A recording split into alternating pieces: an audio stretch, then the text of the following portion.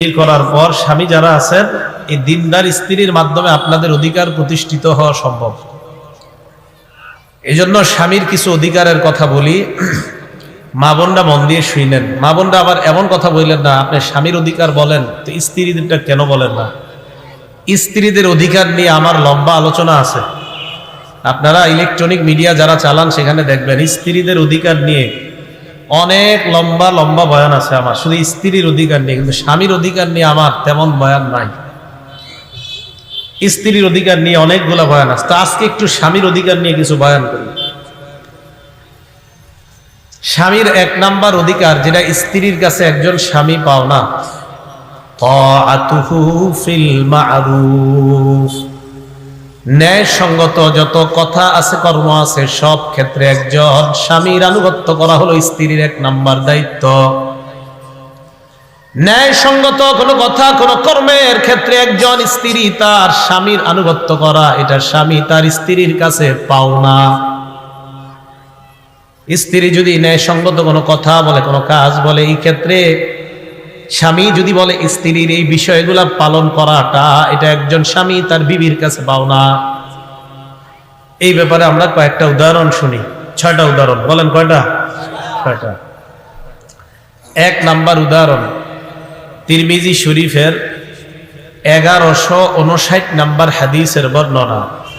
ক্বালা রাসূলুল্লাহ সাল্লাল্লাহু আলাইহি ওয়াসাল্লাম, নবীজি সাল্লাল্লাহু আলাইহি ওয়াসাল্লাম বলেন, লাউ কুনতু আমিরান আহাদান আইয়াসজুদা লি আহাদ। নবীজি বলেন, আমি যদি কোনো মানুষকে বলি, অন্য কোনো মানুষকে সিজদা করার জন্য যদি আমি আদেশ করতাম, আমি যদি কোনো মানুষকে আদেশ করতাম অন্য কোনো মানুষকে সিজদা করার জন্য, লা আমারতুল মারআতা আন তাসজুদা লি যাওজিহা, তাহলে স্ত্রীকে বলতাম তার স্বামীকে সিজদা করার জন্য। আল্লাহ ছাড়া যদি আমি কাউকে সিজদা করার জন্য বলতাম, তাহলে স্ত্রীকে বলতাম তার স্বামীকে সিজদা করার জন্য।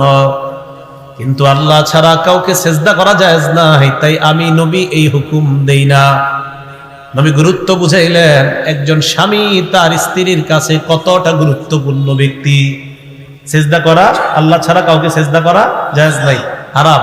নবী বলেন, যদি আমি আল্লাহ ছাড়া কাউকে সিজদা করার হুকুম দিতাম, জায়েজ করতাম, বৈধতা যদি দিতাম, তাহলে একজন স্ত্রীকে বলতাম তার স্বামীকে সিজদা করতে। কিন্তু আল্লাহ ছাড়া কাউকে সিজদা করা জায়েজ নাই, যদি থাকতো তা এটাই বলতাম। তাহলে বলেন, একজন স্বামীর গুরুত্ব স্ত্রীর কাছে কি কম না অনেক বেশি? 2 নাম্বার দৃষ্টান্ত, কিতাবের নাম ইবনে মাজাহ, হাদিস নাম্বার 1862 নাম্বার হাদিস। ক্বালা রাসূলুল্লাহ সাল্লাল্লাহু আলাইহি ওয়াসাল্লাম, নবীজি বলেন, লাউ আন্না রাজুলান আমারা ইমরাআতা, কোন ব্যক্তি যদি তার স্ত্রীকে হুকুম করে, আনতান কুলা মিন জাবালিন আহমারা ইলা জাবালিন আসওয়াদ, কোন ব্যক্তি যদি তার স্ত্রীকে হুকুম করে লাল পাহাড় থেকে কালো পাহাড় পর্যন্ত পাথর বহন করে নিয়ে যাওয়ার জন্য, ওয়ামিন জাবালিন আসওয়াদা ইলা জাবালিন আহমারা, কালো পাথর থেকে পাহাড় থেকে লাল পাহাড় পর্যন্ত যদি পাথর বহন করতে কোন স্ত্রীকে তার স্বামী হুকুম করে, লাকানা নাউলুহা আন তাফআলা, তাহলে ওই স্ত্রীর জন্য স্বামীর এই হুকুম পালন করা অপরিহার্য হয়ে যেত। সুবহানাল্লাহ। কোন স্বামী যদি তার স্ত্রীকে বলতো লাল পাহাড় থেকে কালো পাহাড় পর্যন্ত পাথর বহন করে নিয়ে যাও, অথবা কালো পাথর পাহাড় থেকে লাল পাহাড় পর্যন্ত পাথর বহন করে নিয়ে যাও, স্ত্রীর জন্য এই হুকুম পালন করা অপরিহার্য হয়ে যেত। এখন আপনারা কিন্তু আবার স্ত্রীকে এরকম হুকুম দিয়েন না, নাকি কালকে কইবেন যে তুমি এই পাথরগুলা ঢাকা নিয়ে যাও, এটা বললেন না, মানে নবী গুরুত্ব বুঝাইলেন। আর পাবলিক আবার এমন, আল্লাহ জানে, কালকে থেকে নিয়ে আবার একদম ইচ্ছা মতো কাম করা, এইরকম নাকি তো বিষয়টা। নবী গুরুত্ব বুঝাইলেন যে একজন স্বামী তার স্ত্রীর কাছে কতটা গুরুত্বপূর্ণ ব্যক্তি। উদাহরণ নাম্বার 3, ইবনে মাজাহ কিতাবের নাম, হাদিস নাম্বার 1853 নাম্বার হাদিসের বর্ণনা। এই হাদিসের মধ্যে আসছে, আব্দুল্লাহ ইবনে আবি আওফা রাদিয়াল্লাহু তাআলা আনহু বলেন, লাম্মা কদিমা মুআযুম মিনাশ শাম, নবীজির সাহাবী মুআজ রাদিয়াল্লাহু তাআলা আন যখন শাম দেশ থেকে আসলেন, শাম দেশ থেকে আসার পর সাজাদ আলিন নবী সাল্লাল্লাহু আলাইহি ওয়াসাল্লাম আল্লাহ নবীর সিজদা করছেন। নাউজুবিল্লাহ, নাউজুবিল্লাহ বলেন। নবীজির সাহাবী মুআজ রাদিয়াল্লাহু তাআলা আন শাম দেশ থেকে আইসা আল্লাহ নবীর সামনে সিজদা করে দিছে। আবার নাউজুবিল্লাহ বলেন। নবীজি তার সাহাবী মুআজ ইবনে জাবালকে বললেন, মা হাযা ইয়া মুআজ, মুআজ তুমি এটা কি করলা? মুআজ ইবনে জাবাল জবাব দিলেন, আতাইতু শাম, আমি শাম দেশে গেলাম। শামে যাওয়ার পর ফাওয়াফাকতুহুম ইয়াসজুদুনা লিআসাকিফাতিহিম ওয়া বাতারিকাতিহিম, আমি শাম দেশে গেলাম, যাওয়ার পর আমি দেখলাম শাম দেশের মানুষ তাদের ধর্মীয় নেতা আর রাজনৈতিক নেতা যারা তাদেরকে সিজদা দেয়। আওয়াজ দিয়ে বলেন নাউজুবিল্লাহ। আমি শামে গেলাম, গিয়ে দেখি ওই অঞ্চলের মানুষ তাদের ধর্মীয় নেতা এবং তাদের রাজনৈতিক নেতাদেরকে তারা সিজদা দেয়। কে? মুআজ ইবনে জাবাল দেখলেন। ফাওয়াদিতু ফি নাফসি আন্না ফাআলা বিকা ইয়া রাসূলুল্লাহ, ইয়া রাসূলুল্লাহ, আমি যখন দেখলাম তারা তাদের ধর্মীয় নেতা আর রাজনৈতিক নেতাদেরকে সিজদা দেয়, ফাওয়াদিতু ফি নাফসি আন্না ফাআলা যাকা বিকা, আমি মনে মনে নিয়ত করলাম আমি আপনার কাছে আসার পর আমরাও আপনার সামনে এই আমলটা করব, মানে আমরাও আপনাকে সিজদা দিব। তারা তাদের ধর্মীয় নেতাকে সিজদা দেয়, তারা তাদের রাজনৈতিক নেতাদেরকে সিজদা দেয়, তাই আমিও নিয়ত করলাম আপনাকে আমরা সিজদা করব। এবার নবীজি যেই কথাটা বলছে, এই কথাটা সারা দুনিয়ার ওই সমস্ত মানুষদেরকে জানায়া দিবেন যারা পায়ে সিজদা দেয়, সারা দুনিয়ার ওই সমস্ত ব্যক্তিদেরকে জানায়া দিবেন যারা মাজারে সিজদা দেয়। রাসূল সাল্লাল্লাহু আলাইহি সাল্লাম বললেন, ফালা তাফআলু, এটা জীবনেও করবা না। সুবহানাল্লাহ। আমার নবীর চাইতে দামি মাখলুক দুনিয়াতে আছে? নবীজি বললেন এটা জীবনেও করবা না, এটা কখনো করবা না। তাহলে আমার নবী তাকে সিজদা করতে নিষেধ করলেন। আমার নবীর চাইতে বড় পীর বলেন, বড় শায়েখ বলেন, বড় আল্লামা বলেন, বড় মুফতি বলেন, বড় মুহাদ্দিস বলেন, দুনিয়ার মধ্যে কেউ নাই, হবেও না। নবীজি বলে দিলেন এটা কখনো করবা না। এবার বলেন নবীজি সাল্লাল্লাহু আলাইহি সাল্লাম, লাউ কুনতু আমিরান আহাদান আইয়াসজুদা লি আহাদ, শোনো তোমরা, আমি যদি কোনো মানুষকে বলতাম অন্য কোনো মানুষকে সিজদা করার জন্য, লা আমারতুল মারআতা আন তাসজুদা লি যাওজিহা, আমি কোন মহিলাকে বলতাম তার স্বামীকে সিজদা দেওয়ার জন্য, কিন্তু আল্লাহ ছাড়া কাউকে সিজদা দেওয়া জায়েজ নাই, তাই আমি এই হুকুম কাউকে দেই না। এরপর আল্লাহ নবী বলেন, আল্লাযী নাফসু বিয়াদিহি, ওই আল্লাহর কসম, শোনো তোমরা, লা তুআদ্দিল মারআতু হাক্কা রাব্বিহা হাত্তা তুআদ্দি হাক্কা যাওজিহা, একজন নারী ততক্ষণ পর্যন্ত আল্লাহর হক আদায় করতে পারবে না যতক্ষণ তার স্বামীর হক না আদায় করবে, ততক্ষণ রবের হক আদায় করতে পারবে না। দেখছেন কি কইছে? স্বামীর হক আদায় না করা পর্যন্ত রবের হক আদায় করতে পারবে না একটা স্ত্রী। তাহলে একজন স্বামীর স্ত্রীর কাছে গুরুত্ব কম না অনেক বেশি? দেখেন তো নবী কথাটা কইল কি, ভাই স্বামীর হক পরিপূর্ণ না করা পর্যন্ত রবের হক কোন স্ত্রী পরিপূর্ণ করতে পারবে না। কোন স্ত্রী যদি তার স্বামীকে সারাক্ষণ কষ্ট দেয় আর সে সারাক্ষণ নামাজ পড়ে রোজা রাখে আর বুঝে আমি খুব আল্লাহ ওলি, কিন্তু স্বামীর সাথে সারাক্ষণ খারাপ আচরণ করতে থাকে, রাসূল বলেন তুমি ততক্ষণ রবের হক পুরা করতে পারবা না যতক্ষণ স্বামীর হক পুরা না। উদাহরণ নাম্বার 4, আবু দাউদ শরীফের 2140 নম্বর হাদিসের বর্ণনা। এই হাদিসের বর্ণনাকারী সাহাবীর নাম কাইস ইবনে সাদ। বলেন কি নাম? এই দুইজন সাহাবীর নাম আপনারা সারা জীবন মনে রাখবেন। আগের হাদিসে মুআজ ইবনে জাবালের নাম, পরের হাদিসে কাইস ইবনে সাদ। মনে করেন আমাকে, আপনাকে, আমাদেরকে কেউ দাওয়াত দিতে আসছে, এই চল অমুক জায়গায় যাব আমরা। কেন?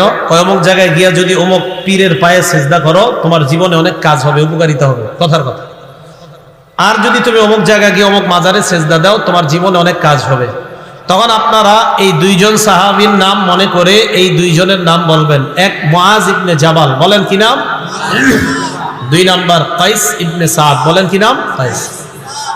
বলে দিবেন ভাই, হযরত মুআজ রাদিয়াল্লাহু তাআলা আনহুকে নবীজি বলছেন, নবীজিকে সেজদা দেওয়ার পর নবী বলছে সাবধান, জীবনেও কখনো এই কাজ করবা না। ভাই, আমার নবীর চেয়ে বড় পীর, বড় মুহাদ্দিস, বড় মুফতি, বড় শাইখুল হাদিস, আমার নবীর চেয়ে দামি মাখলুক দুনিয়াতে আসে নাই, আসবেও না। আমার নবীরই যেহেতু সেজদা দেওয়া জায়েজ নাই, তাই দুনিয়াতে আল্লাহ ছাড়া আর কাউকে সেজদা দিতে আমি পারবো না, আমাকে তুমি নিতেও পারবা না। মনে থাকবে না? এবার কাইস ইবনে সাদের ঘটনাটা শুনেন। এই হাদিস দিয়ে আমরা প্রমাণ করব মাজারে সেজদা দেওয়া হারাম, মানুষকে সেজদা দেওয়া হারাম। আগের হাদিসে প্রমাণ হয়েছে মানুষকে সেজদা দেওয়া হারাম, আর এই হাদিস দিয়ে আমরা প্রমাণ করব মাজারেও সেজদা দেওয়া হারাম, মানুষকেও সেজদা দেওয়া হারাম। এবার শুনেন, আবু দাউদ শরীফ হাদিস নাম্বার 2140 নাম্বার হাদিস, 2140, 2140। কাইস ইবনে সাদ রাদিয়াল্লাহু তাআলা আনহু বলেন, আতাইতুল হিরা, কুফার একটা এলাকার নাম হীরা। মাইকম্যান ভাই সাউন্ড একটু কমান মাইকের। আতাইতুল হীরা, আমি হীরা প্রদেশে গেলাম। হীরা প্রদেশে যাওয়ার পর ফারাআইতুহুম ইয়াসজুদুনা লিমারজুবানিন লাহুম। কাইস ইবনে সাদ বলেন, আমি হীরা প্রদেশে গেলাম, যাওয়ার পর ফারাআইতুহুম ইয়াসজুদুনা লিমারজুবানিন লাহুম, আমি দেখলাম তারা তাদের নেতাকে সেজদা দেয়। নাউজুবিল্লাহ। আগের ঘটনা কোন এলাকার? শাম। আগেরটা কোন এলাকার? আর এটা হলো কুফার হীরা এলাকা। কুফার একটা এলাকার নাম হীরা এলাকা। কাইস ইবনে সাদ বলেন, আমি হীরায় গেলাম, যাওয়ার পর ফারাআইতুহুম ইয়াসজুদুনা লিমারজুবানিন লাহুম, আমি দেখলাম তারা তাদের নেতাকে সেজদা দেয়। ফাকুলতু, আমি মনে মনে বললাম, রাসূলুল্লাহি আহাক্কু আইয়ুসজাদা লা, নেতাকে যদি সেজদা দেওয়া জায়েজ হয়, আল্লাহর রাসূল সেজদা পাওয়ার সবচাইতে যোগ্য। সত্যি কথাই তো, কোন মানুষ যদি সেজদা পাওয়ার উপযুক্ত হয় তো সবচেয়ে উপযুক্ত নবীজি সাল্লাল্লাহু আলাইহি সাল্লাম। যদি উপযুক্ত হয় তাহলে সবচেয়ে বেশি উপযুক্ত কে হবে? নবীজি। উনি বলেন, আমি মনে মনে বললাম যে রাসূল সাল্লাল্লাহু আলাইহি সাল্লাম সেজদা পাওয়ার সবচাইতে উপযুক্ত ব্যক্তি। এই কথা বলার পর উনি বলেন, ফাতাইতুন নাবিয়্যা সাল্লাল্লাহু আলাইহি ওয়াসাল্লাম, আমি আল্লাহর নবীর কাছে আসলাম। নবীজির কাছে আসার পর আমি আল্লাহ নবীকে বললাম, ইয়া রাসূলুল্লাহ আতাইতুল হীরা, আমি হীরা প্রদেশে গেলাম। যাওয়ার পর ফারাআইতুহুম ইয়াসজুদুনা লিমারজুবানিন লাহুম, আমি সেখানে গিয়ে দেখলাম তারা তাদের নেতাকে সেজদা দেয়। আমি মনে মনে বললাম, ফাআনতা ইয়া রাসূলুল্লাহ আহাক্কু আন নাসজুদা লাকা, আপনি তো সেজদা পাওয়ার সবচাইতে বেশি যোগ্য, তাই আমি নিয়ত করছি আমিও সেজদা দিব আপনাকে। নবীজি বললেন, শোনো, তুমি আরাআইতা লাউ মাররতা বিকবরি আকুনতা তাসজুদু লাহ। কি কয় দেখেন, শোনো, তুমি আমি দুনিয়া থেকে বিদায় নেওয়ার পর আমি যদি কবরে থাকতাম, আমি দুনিয়া থেকে বিদায় নেওয়ার পর আমি যদি কবরে থাকতাম, আকুনতা তাসজুদু লাহু, আমার কবরের পাশ দিয়ে যাওয়ার সময় কি তুমি আমার কবরকে সিজদা করতা? সাহাবীরে কয় নবীজি, আচ্ছা শোনো, আমি দুনিয়া থেকে বিদায় নেওয়ার পর আমি যদি কবরে থাকতাম, তুমি কি আমার কবরকে সিজদা করতা? এই কথা বলার পর ওই সাহাবী জবাব দেয়, না ইয়া রাসূলুল্লাহ, আপনার কবরকে সিজদা করব না। নবীজি কি কবরে না দুনিয়াতে? আরে যখন এই কথা বলতেছে উনি কি কবরে না দুনিয়াতে? দুনিয়াতে থাকতেই বললেন, আমার কবরের পাশ দিয়ে যদি তুমি যাইতা তুমি কি সিজদা করতা? কয় না। নবীজি বললেন, ফালা তাফালু, শোনো, তুমি আমার কবরের সামনে দিও যেমন সিজদা করবা না, আমি দুনিয়াতে থাকতেও কখনো সিজদা করবা না। বলেন তো, আমার নবীর কবরের চাইতে দুনিয়াতে আর চাইতে দামি কবর কখনো হবে? যেহেতু আমার নবীর কবরকে সিজদা দেওয়া হারাম, অতএব দুনিয়ার কোন মাজারেও সিজদা দেওয়া হারাম। আর নবী বলেন, আমারেও সিজদা দিবা না, যেহেতু আমার নবীকে সিজদা দেওয়া হারাম, অর্থাৎ দুনিয়ার কোন মানুষ আর সিজদা পেতেই পারে না, দুনিয়ার কোন মানুষকে সিজদা দেওয়া যাবে না, আল্লাহ ছাড়া অন্য কাউকে সিজদা দেওয়া হারাম। বলেন, আল্লাহ ছাড়া অন্য কাউকে সিজদা দেওয়া? তাহলে আমি বলি, আপনারা জবাব দিবেন, আল্লাহ ছাড়া কোনো মানুষকে সিজদা দেওয়া, আল্লাহ ছাড়া কোনো কবর, কোনো মাজারকে সিজদা দেওয়া, আল্লাহ ছাড়া কোনো গাছকে অথবা অন্য কিছুকে সিজদা দেওয়া। মনে থাকবে তো? এবার নবীজি সাল্লাল্লাহু আলাইহি সাল্লাম এই হাদিসের শেষেও কি বলে দেখেন, লাউ কুনতু আমিরান আহাদান আইয়াসজুদা লি আহাদ, আমি যদি কোনো মানুষকে বলতাম অন্য কোনো মানুষকে সিজদা করার জন্য, আমারতুল মারআতা আমারতুন নিসা আইয়াসজুদনা লিআজওয়াজিহিন্না, আমি নারীদেরকে বলতাম তাদের স্বামীকে সিজদা করার জন্য, কিন্তু আল্লাহ ছাড়া কাউকে সিজদা করা জায়েজ নাই। তাহলে এই হাদিসেও বললেন সিজদা করা যদি আল্লাহ ছাড়া কাউকে সিজদা করা জায়েজ হতো, আমি নারীদেরকে বলতাম তারা যেন তাদের স্বামীদেরকে সিজদা করে। তাহলে বলেন তো এই হাদিস দ্বারাও বোঝা যায় একজন স্ত্রীর কাছে তার স্বামীর মর্যাদা কম না অনেক বেশি? উদাহরণ নাম্বার 5, এটা হাদিসের কিতাব আছে, নাম সহিহুল জামি'। এই কিতাবের 660 নম্বর হাদিসের বর্ণনা। এই হাদিসের মধ্যে আসছে ক্বালা রাসূলুল্লাহ সাল্লাল্লাহু আলাইহি ওয়াসাল্লাম, নবীজি বলেন ইদা সাল্লাতিল মারআতু খামসাহা, কোন নারী যদি 5 ওয়াক্ত সালাত আদায় করে, বলেন কয় ওয়াক্ত নামাজ? 5 ওয়াক্ত নামাজ যদি কোন নারী ঠিকমতো আদায় করে, ওয়া সামাত শাহরাহা, রমজান মাসের রোজা যদি ঠিকমতো আদায় করে, ওয়া হাসসানাত ফারজাহা, নিজের সতীত্বের হেফাজত যদি করে, নিজের লজ্জাস্থানের হেফাজত করে। 4 নাম্বার ওয়া আতাআত যাওজাহা, স্বামীর আনুগত্য যদি করে। 4 নাম্বার স্বামীর আনুগত্য। আমি আবার বলি, পরে আপনারা বলবেন।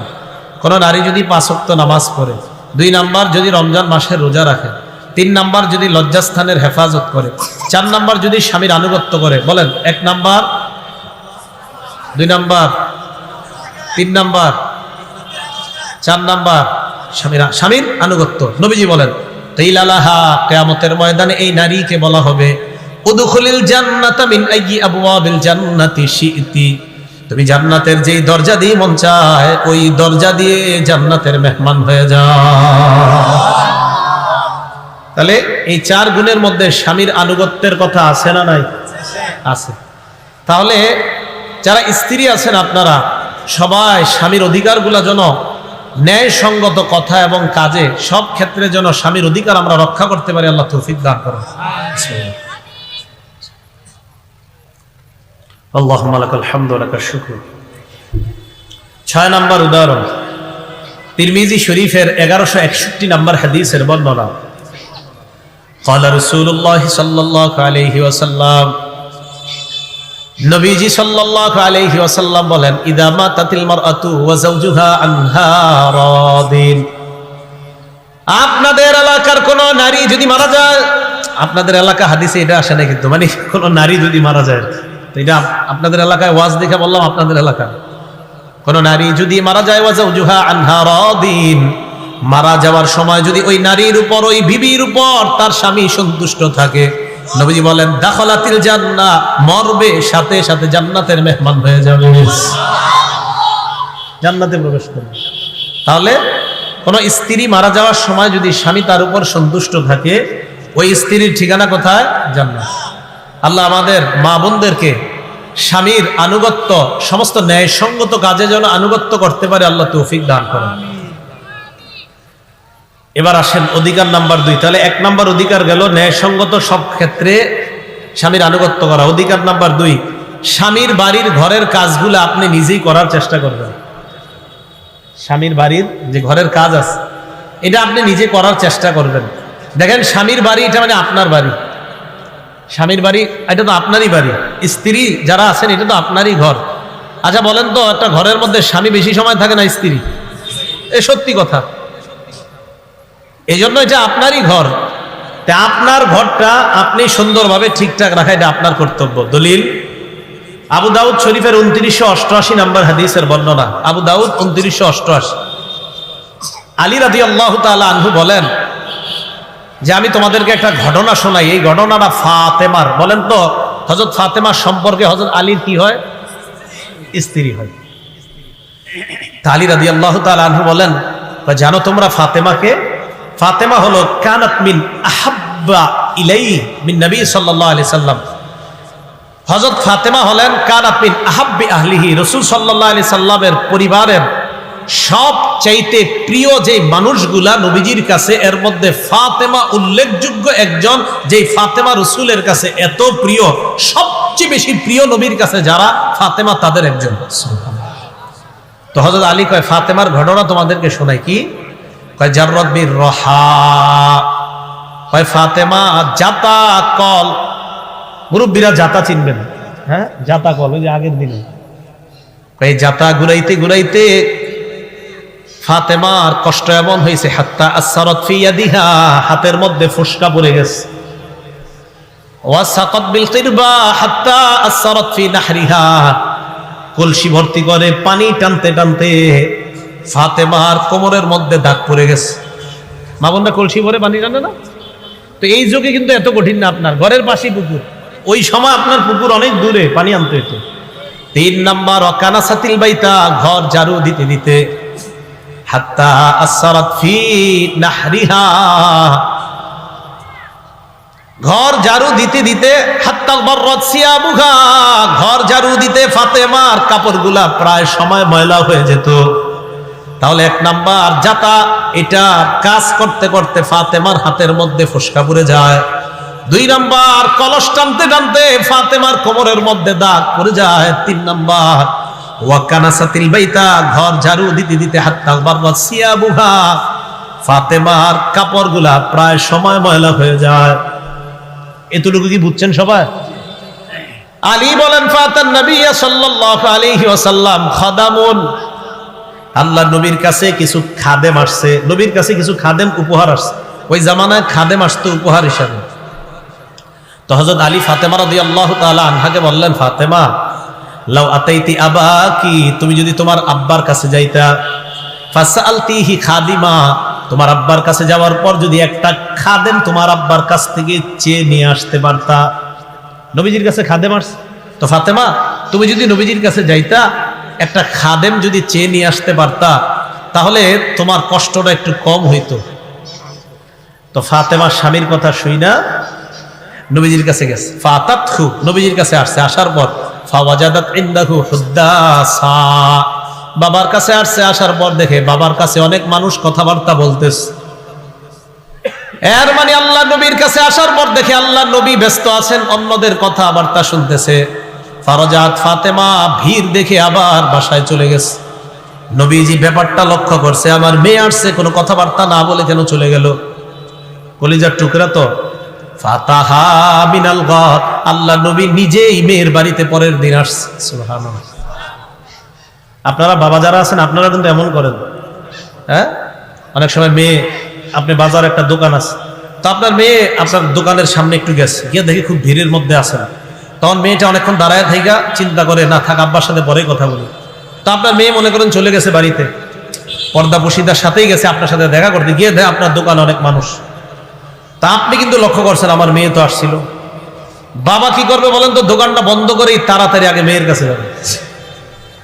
নবীজি পরের দিন মেয়ের বাড়িতে আসছে, আসার পর নবীজি বলে, ফাতেমা মা, মা কানা হাজাতুকি, গতকালকে আমার কাছে তুমি গিয়েছিলা কেন, কি প্রয়োজনে? হযরত ফাতেমা চুপ রইলেন। ফাসাকাতাত, চুপ হয়ে গেলেন, লজ্জায় বলতে পারতেছে না যে আব্বা আমার কাজ করতে কষ্ট হয়, একটা খাদেম আনতে গেছিলাম আপনার কাছে, কিছু না। চুপ, ফাসাকাতাত, চুপ হয়ে রয়েছে। হযরত আলী রাদিয়াল্লাহু তাআলা আনহু বলেন, ফাতেমার চুপ থাকা দেখা আমি কথা বলা শুরু করলাম। আমি বললাম, উহাদ্দিসুকা ইয়া রাসূলুল্লাহ, হুজুর আমি বলি আপনি শুনেন। আলী রাদিয়াল্লাহু তাআলা আনহু বললেন, ইয়া রাসূলুল্লাহ, ফাতেমা জাতা কল ঘুরাইতে ঘুরাইতে হাত্তা সারাত ফি ইয়াদিহা, ফাতেমার হাতের মধ্যে ফোসকা পড়ে গেছে। ইন্নাহা জাররাত বিররাহা হাত্তা আসসারাত ফি ইয়াদিহা, আপনার কলিজার টুকরাটা জাতা কল ঘুরাইতে ঘুরাইতে তার হাতের মধ্যে ফোসকা পড়ে গেছে। ওয়া হামালাত বিল কিরবা হাত্তা আসসারাত ফি নাহরিহা, কলসি ভরে পানি টানতে টানতে আপনার মেয়েটার শরীরের মধ্যে দাগ পড়ে গেছে। ফামারতুহা, আমি ফাতেমাকে হুকুম করলাম, আন তাতিয়াকা, ফাতেমা যেন আপনার কাছে যায়। ফালাম্মা আন জাআকাল খাদাম, আপনার কাছে যখন খাদেম আসে, আসার পর আমার তুহা আন তাতিয়াকা, আমি ফাতেমাকে বললাম ফাতেমা যেন আপনার কাছে যায়। ফাতাস্তাখদিমাহা, ফাতাস্তাখদিমাকা খাদিমা, ফাতেমা যেন আপনার কাছে একটা খাদেম চেয়ে নেয়। ইয়াকিহা হাররামা হিয়া ফি, যেন আপনার মেয়ে ফাতেমার কষ্টটা একটু লাঘব হয়, তাই আমি পাঠাইছি আপনার কাছে একটা খাদেম আনার জন্য। নবীজি সাল্লাল্লাহু আলাইহি সাল্লাম যেই কথাটা বললেন, এরপর খাদেম চাওয়ার কথা শুই না, বলেন এই কথা যেটা নবী বলবেন, নবীর সব কথার মধ্যে আমাদের জন্য শিক্ষা আছে না নাই? নবীজি ফাতেমাকে বললেন, ফাতেমা ইত্তাকিল্লাহ ইয়া ফাতিমা, ফাতেমা তুমি আল্লাহকে ভয় করো। সুবহানাল্লাহ। আদ্দি ফরিদাতা রাব্বিকা, তোমার রবের ফরজ তুমি আদায় করো। ওয়ামালি আমালা আহলি বাইতিকা, তোমার পরিবারের কাজগুলা নিজেই করো। পরিবারের কাজ আমাদের বর্তমান যুগের স্ত্রীরা কি ফাতেমার চেয়ে দামি? আপনারা অনেকে চুপচাপ, দামি? বর্তমান যুগের স্ত্রীরা কি ফাতেমা রাদিয়াল্লাহু তাআলা আনহার চেয়ে দামি? নবীজি বললেন, ফাতেমা আমালি আমালা বাইতিক, তোমার ঘরের কাজটা নিজেই করো। হ্যাঁ, বাকি ঘরের কাজ অন্য কারোর যদি করার এটা জায়েজ আছে, না জায়েজ না, কিন্তু অন্য কাউকে যদি ঘরের কাজে আপনি টাকার বিনিময়ে রেখে করান জায়েজ আছে। কিন্তু হাদিস দ্বারা বোঝা যায় একটা স্ত্রী তার ঘরের কাজটা সে নিজেই সামাল দেওয়াটা এটাই উত্তম, এটাই ভালো।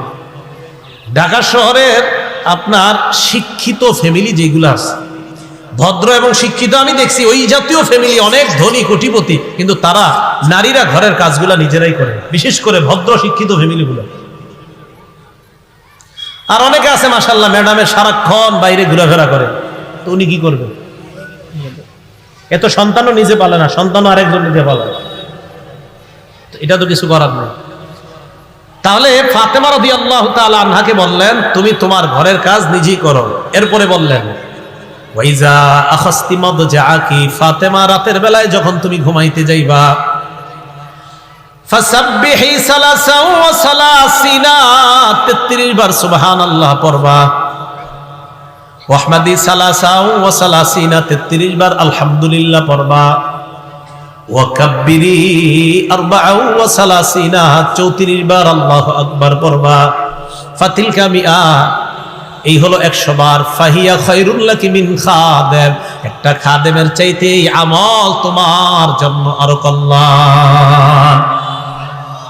এই হাদিস দ্বারা বোঝা যায় মা বোনরা সারাদিন কাজ করতে করতে ক্লান্ত হয়ে যখন যায়, রাতের বেলা বিছানায় যাওয়ার পর 33 বার সুবহানাল্লাহ, 33 বার আলহামদুলিল্লাহ, 34 বার যদি আল্লাহু আকবার পড়ে, তার এই কষ্টগুলা ক্লান্তিগুলা আল্লাহ লাঘব করে দিবেন। কেন? কারণ নবীজি বলছে এটা খাদেমের চেয়ে উত্তম। বলেন 33 বার সুবহানাল্লাহ, 33 বার আলহামদুলিল্লাহ, 34 বার আল্লাহু আকবার খাদেমের চেয়ে উত্তম বললেন। খাদেমের কাজ কি? কাজ করা। তো নবীজি বললেন এই খাদেমের চেয়ে উত্তম, তার মানে খাদেম যে কাজ করলে কষ্টগুলা হবে, তোমার যে কষ্টগুলা হবে, এই কষ্ট এই তাসবিহাতের মাধ্যমে ইনশাআল্লাহ লাঘব হয়ে যাবে। ফাতেমা রাদিয়াল্লাহু তাআলা আনহা এই কথা শোনার পর যে জবাবটা দিলেন, আমাদের মা বোনেরও এই জবাবটা দেওয়া দরকার। কি বললেন? ফাতেমা রাদিয়াল্লাহু তাআলা আনহা বলেন, রাদিতু আনিল্লাহ ওয়া আর রাসূলিল্লাহি সাল্লাল্লাহু আলাইহি ওয়াসাল্লাম, আমি আল্লাহ আর তার রাসূলের কথা সন্তুষ্ট চিত্তে মেনে নিলাম। ভাই মনে থাকবে? তাহলে 2 নাম্বার, স্ত্রীর কাছে একজন স্বামীর অধিকার যে স্বামীর বাড়ি তথা স্ত্রীর নিজের ঘরের কাজগুলা নিজে করা। 3 নাম্বার, একজন স্বামী তার স্ত্রীর কাছে যে বিষয়টা পাওনা, সেটা হলো স্বামীকে তার বিশেষ চাহিদা পূরণ করার জন্য সুযোগ করে দেওয়া। কি বললাম? একজন স্বামীর বিশেষ চাহিদা পূরণ করা, এটার জন্য একজন স্বামীকে সুযোগ করে দেওয়া তার স্ত্রীর, এটা একটা কর্তব্য। দলিল সহিহ বুখারীর 3237 নম্বর হাদিস, 3237।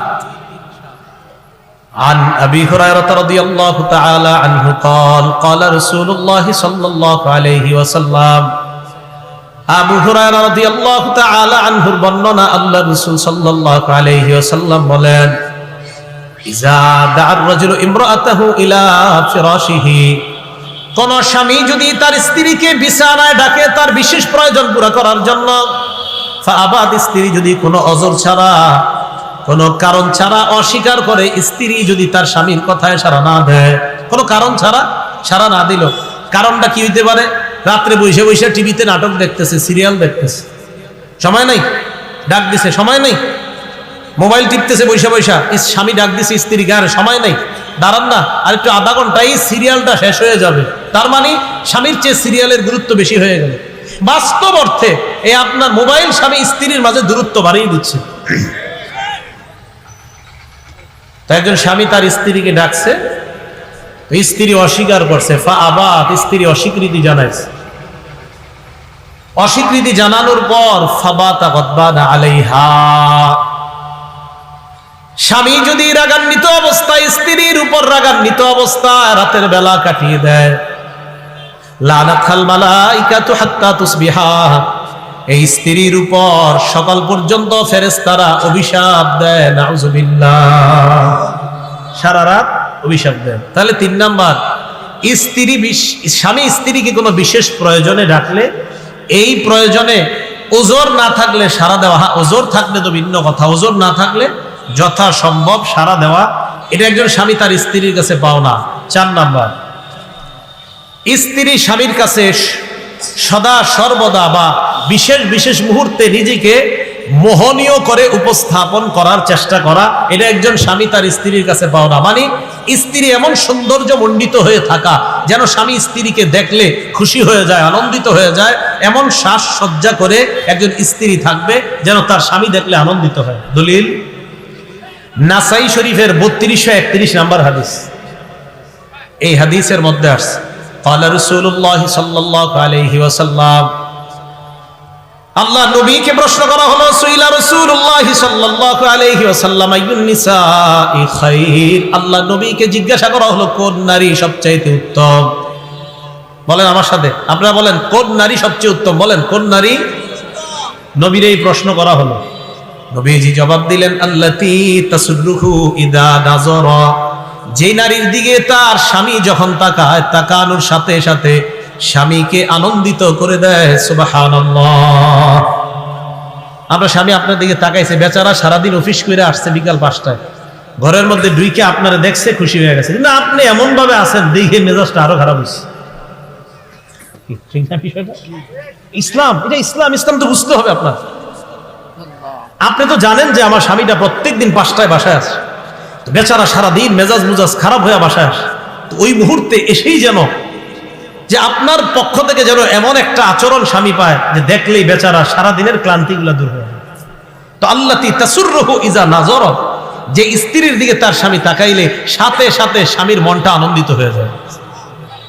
তাহলে ওই নারীকে নবী উত্তম বললেন। 2 নাম্বার, ওয়া তুতিউহু ইযা আমারা, স্ত্রীকে যখন বৈধ কোনো হুকুম দেয় স্ত্রীর সাথে সাথে হুকুমটা পালন করার চেষ্টা করে।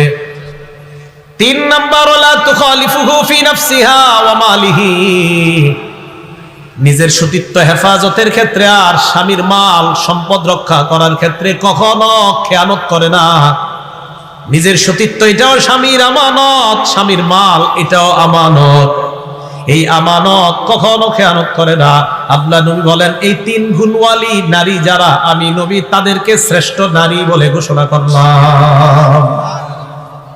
তাহলে 1 নাম্বার, সাজসজ্জা অবলম্বন করা। বলেন কি অবলম্বন করা? এমন সাজসজ্জা যে সাজসজ্জায় স্বামী খুশি হয়ে যায়।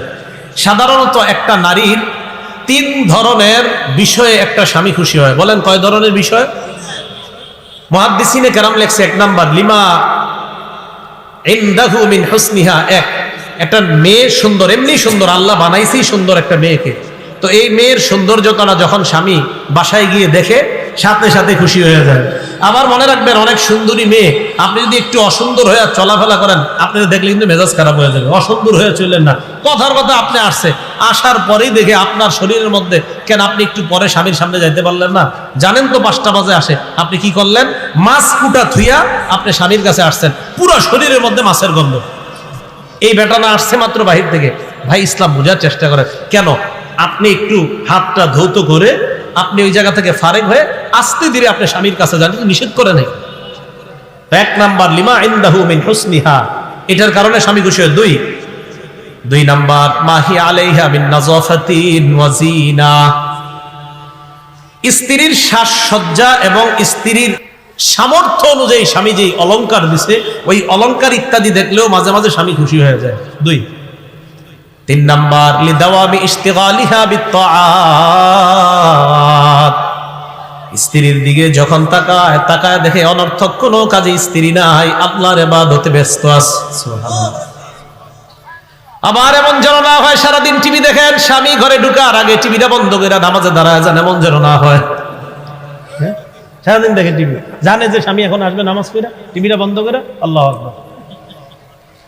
লিদাওয়ামি ইশতিগালিহা বিত্তাআত, মানে আপনি অবসর সময়গুলা অনর্থক কাটান না, বরং ইবাদতে কাটান। স্বামী এই বিষয়গুলা দেখলেই আনন্দিত হয়ে যায়। আপনি বলেন তো সত্যি করে, একটা স্বামী যদি তার স্ত্রীকে অবসর সময়গুলা যখনই দেয় তখন থেকে হয়তো কোরআন পড়তেছে, না হয় হাদিস পড়তেছে, না হয় বাচ্চাটাকে কোরআন পড়াইতেছে, না হয় বাচ্চাটাকে একটা ইসলামী গল্প শোনাইতেছে, স্বামীর মনটা কি আনন্দ হবে কিনা বলেন? এগুলো 4 নাম্বার অধিকার। অধিকার নাম্বার 5, স্বামীর অনুমতি ছাড়া নফল ইবাদত করবে না, বিশেষ করে নফল রোজা। স্বামীর অনুমতি, স্বামী বাসায় আছে মনে করে, একটা হলো আপনার স্বামী কাজে থাকে, এই বেচারা ঢাকা থেকে ছুটিতে আইছে 10 দিনের, এই 10 দিন যদি আপনি নফল রোজা রাখতে হয় স্বামীর অনুমতি লাগবে। দলিল তিরমিজি শরীফের 782 নাম্বার হাদিসের বর্ণনা। আচ্ছা, দলিলগুলা মাধ্যমে কি বুঝে আসতেছে বলেন তো? যে ইসলামের সৌন্দর্যতাগুলাই ফুটে উঠতেছে। কি যে আমরা মনে করতাম যে না এগুলা মনে শুধু মুখের কথা, না, এটা আল্লাহর কথা, এটা রাসূলের কথা। 782 নাম্বার হাদিস তিরমিজি শরীফের। এই হাদিসের মধ্যে আসছে রাসূলুল্লাহ সাল্লাল্লাহু আলাইহি ওয়াসাল্লামের সাহাবী, এটা আবু হুরায়রার বর্ণনা, তিনি বলেন লা তাসুমুল মারআতু ওয়া যাওজুহা শাহিদুন ইয়াওমান মিন গায়রি শাহরি রমাদান ইল্লা বিইজনিহি।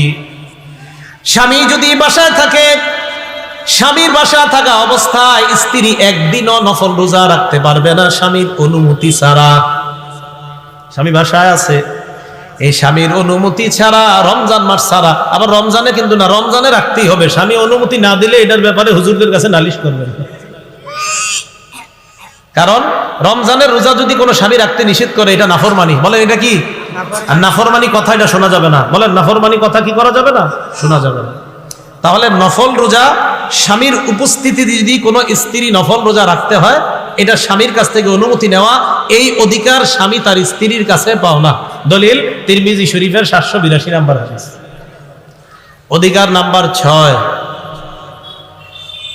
স্বামীর বাড়ির যে সম্পদ আছে এই সম্পদগুলা যথাযথভাবে রক্ষা করা, এমনকি ঘরের খাদ্য তরকারি গুলাও, ঘরের খাদ্য তরকারি, এটাও হাদিস আছে।